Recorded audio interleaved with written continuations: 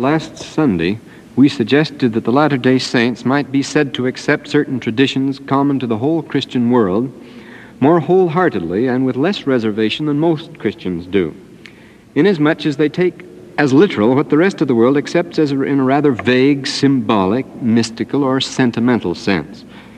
Easter furnishes a good example as any of what we mean by this. There are two aspects of Easter, a formal and a literal, or one might say a ritual and a doctrinal. The formal aspect is that which everybody knows so well and to which we all subscribe. We all do certain things at Easter, whatever we may think. The uncritical acceptance of ancient customs has precious little to do with any particular doctrine. It's like the bands and fireworks at a political rally. They are not expression of the multitude's irrepressible enthusiasm for the party's principles. They are rather the means employed to create a popular enthusiasm with the hopes of transferring some of that emotion to the cause of the party. They create it.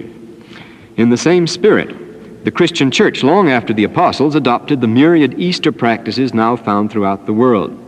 At the end of the 6th century, to cite a classic example, missionaries to Britain were impressed and disturbed by the great spring festival there of the heathens. They asked Gregory the Great what they should do about it, and in a famous letter he replied that they should let the people keep their darling festivities while turning the whole thing into a Christian celebration. Let them continue to slaughter their oxen and build their booths of green boughs, is Gregory's advice, only let it now be done, not for the devil, but in praise of God. For, he writes, it is absolutely certain that it is quite impossible to uproot everything at once from stubborn minds, since it's necessary for them to come along by degrees or steps, and not by leaps and bounds. Gregory's hope, here as he clearly states it, is that by making large concessions to the popular will, it might be possible to swing that will gradually over into the Christian orbit. Yet bearing in mind that the old customs were being retained precisely because the people were too stubborn to give them up, there certainly was a great danger that the opposite would take place, and that the established customs of 1,000 years would prove of greater mass and charge than the new Christian teaching, which accordingly would be sucked into the older orbit, and not the other way around, and that's exactly what happened. Long before Gregory, Constantine the Great had followed the same policy in the East. He considered as one of his greatest triumphs the Christianizing of the great international festival in the plain of Mamre in Syria. He retained the festival, but he Christianized it thoroughly. Yet a pious Christian lady, Aetheria or Sylvia, who visited the celebration a generation later, reports that while the wonderful rites are in full swing, they've lost all their Christian veneer and reverted to their original paganism. At the same time, almost in the same year, in the 380s A.D., that this observation was made, John Chrysostom, the bishop of Antioch, complained that everybody came to church at Easter, and at Easter only, this is in the 4th century, notice, and in the largest and most important church in Christendom. Simply says because it was the thing to do. For the rest of the year, he declared, to empty walls. Even at this early date, the formal aspect of Easter had completely overcome the doctrinal. The only real justification for the Christian Easter is the proposition that the resurrection of Christ actually took place, not as a symbol, a myth, a hope, a tradition, or a dream, but as a real event. The Lord himself, after the resurrection, took the greatest care to impress the literalness of the event on the minds of all his followers. Having risen from the dead, Christ came to his disciples and found them confused, perplexed, incredulous. He upbraided them with their unbelief and hardness of heart because they believed not them which had seen him after he was risen.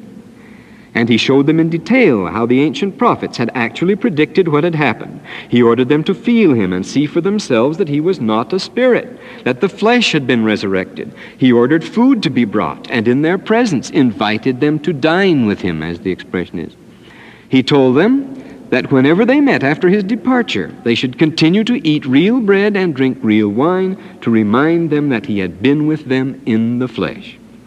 And there was need to make this lesson perfectly clear, for men have always been very reluctant to believe it. The apostles had to rebuke members of the church who simply wouldn't believe in the resurrection. John says, many deceivers are entered into the world who confess not that Jesus Christ is come in the flesh. And remember Paul to the Corinthians, how say some among you that there is no resurrection of the dead? if Christ be not risen. Next, the writings of the so-called Apostolic Fathers, the oldest text to survive after the time of the Apostles, show the spreading and deepening of this anti-resurrection trend in the church. Two charges are constantly brought against church members by the Apostolic Fathers. The first is that they are ashamed of the crucifixion. The second, they deny the resurrection. I know that Christ had a body after the resurrection, cried Ignatius to the Smyrnaeans, perhaps the last man to bear his testimony in ancient times. And I believe that he still has a body. We may note here in passing that there is no thought here of a mystic body. I know he had one, and I believe he still has one. Ignatius pleads with the Trallians to believe that Christ, quote, really and truly was born. He ate and drank, and he was really and actually sentenced under Pontius Pilate, and was actually crucified and died, and that he really and truly was raised from the dead. But if, as certain atheists, that is, non-believers, say he only appeared to have suffered, why am I going to fight beasts, says Ignatius.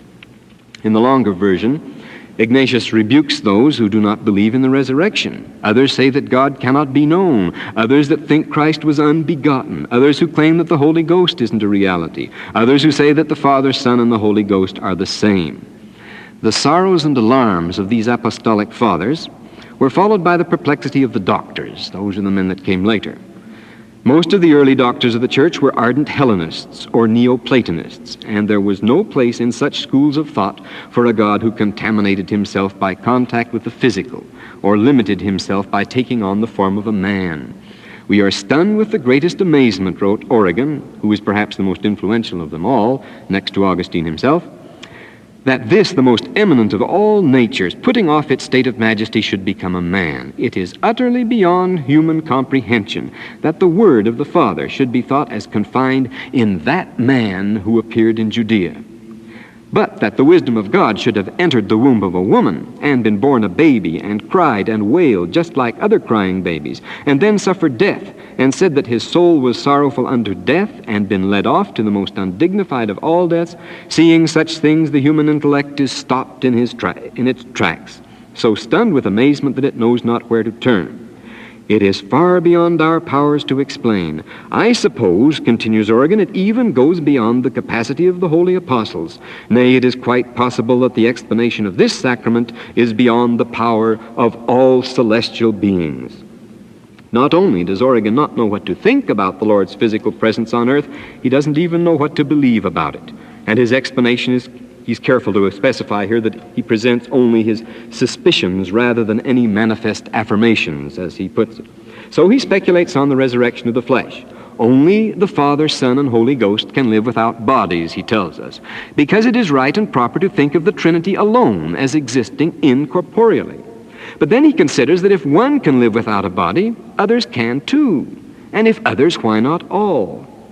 That being the case, he says, bodies will be dispensed with in eternity, there being no need for them. To be subject to Christ is to be subject to God, and to be subject to God is to have no need of a body. Unquote. Commenting on this, St. Jerome writes a century and a half later, if all things, as this order of reasoning compels us to believe, shall live without body, the whole universe of corporeal things shall be consumed and return again to that nothing out of which it was created. Note the vanity of the schoolman in Origen's remarks. What he cannot conceive of, because of his limited experience, must necessarily be beyond the grasp of apostles, angels, and all celestial beings.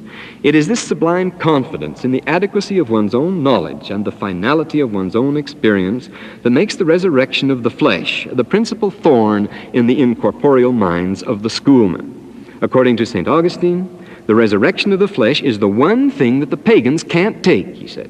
He says it's the one thing with which the philosophers have no patience. And he says, above all, it is the one thing that distinguishes a Christian from a non-Christian.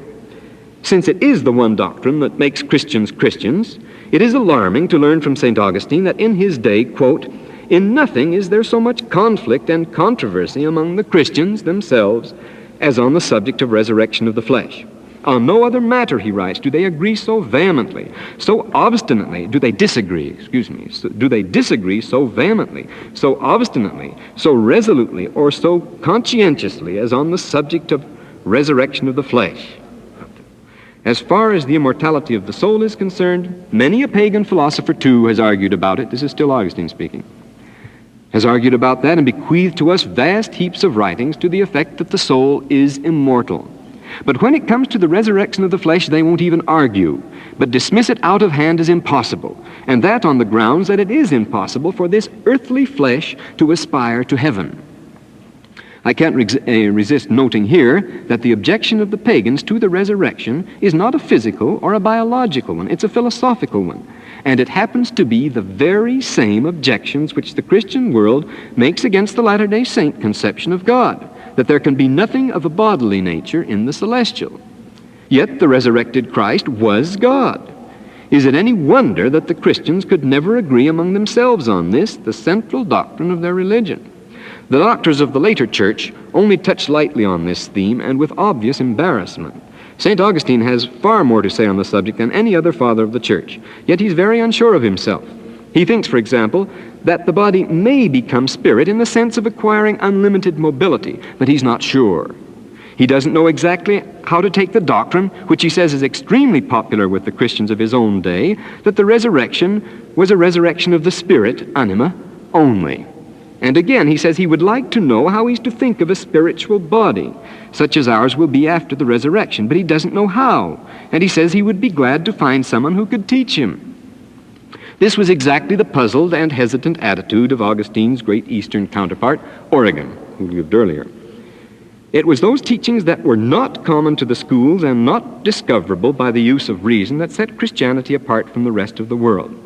Tertullian says if these things could have been discovered by human wit, there would have been no need for Christ to come in person. And on the other hand, if human philosophy can't discover them, then human philosophy has precious little to contribute to the study of the gospel.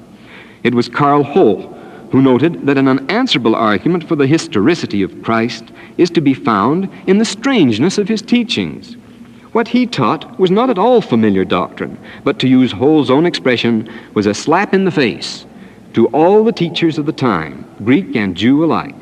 The teaching that amazed and dumbfounded his own disciples could hardly have been familiar doctrine anywhere. From this emerged two obvious conclusions. The first is that Jesus actually lived, a man standing out in sharp relief against a totally hostile social environment. For without such a leader, no group of men could have come together, formed a society, and propounded a doctrine that ran counter to all their own teaching, upbringing, and experience, individual and collective. The second conclusion from this is that Jesus was not a product of his time. He is not to be explained in terms of his background. He cannot have got his ideas from a society to which they were utterly strange and obnoxious. He must have gotten his perfect conviction from personal experience. For the present, what can we do but accept his own version of the thing? He really had seen the Father. He really had seen Lucifer fall from heaven. He really did speak with Moses and Elias on the mount. He really did receive the ministrations of angels in the desert. And he really did discourse with Satan. And he really was before Abraham's day and was really resurrected. There is nothing paradoxical about the resurrection. There is nothing paradoxical about a flying machine once one has seen one in operation. But seeing the thing operate only over and above all theoretical considerations of whether it should operate or not is what decides the matter. When falls of meteorites were reported in the 18th century, those are the stones that fall from heaven, the learned members of the French Academy argued with perfect and unanswerable logic that such a thing simply could not be. In the spirit of the Enlightenment, Thomas Jefferson is reported to have said regarding a meteorite that fell in Connecticut in 1807, "I could more easily believe that two Yankee professors would lie than that stones would fall from heaven." Logically, there was no answer to the natural philosophers. We still don't know where meteorites come from. But where the 18th century scientists fell down was exactly where Origen failed. He was convinced, remember, that what he could not reason out was beyond reason. They were convinced that what their science had not officially noted simply did not exist, and that what could not be scientifically explained by them was necessarily impossible. But even with the fullest scientific information at hand, such a conclusion is not warranted. Every scientist knows that the drawing board and the equation do not have the final word, no matter how accurate and exhaustive the work may be. Recently, Edwin H. Armstrong, one of the greatest American scientists, died. He specialized, we're told, in immensely practical and ingenious devices which theoretically could not possibly work. That made him the principal creator of modern radio. Well, once the fall of the meteorites was proved by witnesses in 1803, the Academy promptly shifted from complete denial to complete acceptance, and everybody acted as if they'd never questioned the thing for a minute. So it was with the resurrection. In a moment, Thomas changed from doubt to assurance so perfect that he was astonished and humiliated at ever having doubted anything so obvious. No matter how wildly improbable or paradoxical or utterly impossible a thing may seem to the cleverest people on earth, it is by witnesses alone and not by reason, theory, or speculation that its truth must be ultimately established, whether the truth be scientific or religious. This is the testimony which we give of him, that he lives. For we saw him, we heard the voice bearing record that he is the only begotten of the Father. Compare this testimony of modern prophets with that of the ancients. That which was from the beginning, which we have heard, which we have seen with our eyes, which we have looked upon, and our hands have handled of the word of life. That which we have seen and heard declare we unto you. After all, it is the testimony of the prophets that gives us the real Easter.